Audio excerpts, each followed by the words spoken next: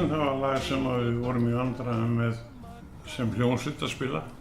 Þeir skildi ekkert hvað ég var að meina, hvert ég var að fara með þessu lagi. Við gerðum einhverjar 2 upptökur og það voru alveg handón í það sko. Þeir voru eitthvað að reyna að spila þetta á meira móten máta sko. Og þá vorum við búin að tala við Magnús Ingimarsson út af Reyndu aftur og við vildum fá fiðlur í það lag sko. Og í framhaldi af því þá talaði við hann Bragga Bluesinn-leganum að heyra þetta. Þá sagði hann, já, á Borginni, og viltu ekki bara fá band sem að spila á Borginni? Og það var bara úr að hann fór heim og skrifaði þetta bara allt út fyrir kallana sko. Og allt liðið sem þarna talið upp, Vilhjálmur Guðjónsson, Jónsi á bassa, minn sem var náði Óla Gauk til að spila rytmagítar. Ég spilaði hann þetta sólogítar sjálfur á þessu tökum. Og þetta var tekið upp bara no time sko, við vorum alltaf að gaugast, það var kannski klukkutíma saman að taka einhver lög. Þessi þeir lásu bara beint af blaðið og þetta var spilað inn á klukkutíma. Þeir fengu sér fyrst kaffibolla og svo tóku við þetta í einu teki.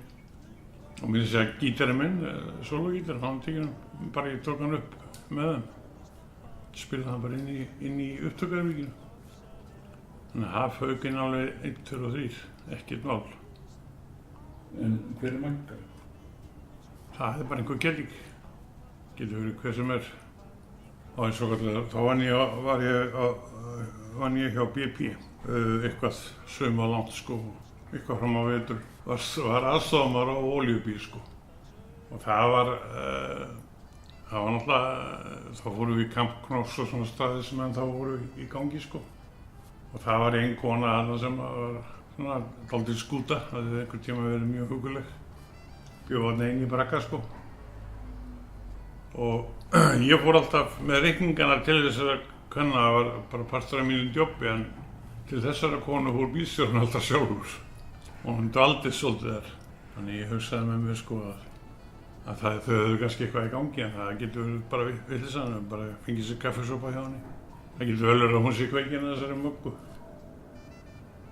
Ég var að koma frá London og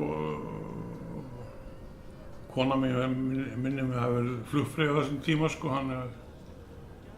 ég var bara einn heima einhvern smá tíma, einhverja klukkutíma. Fór hérna niður í kjallara sem ég var með seguband og samdi lagið og textana á svona rúmum klukkutíma.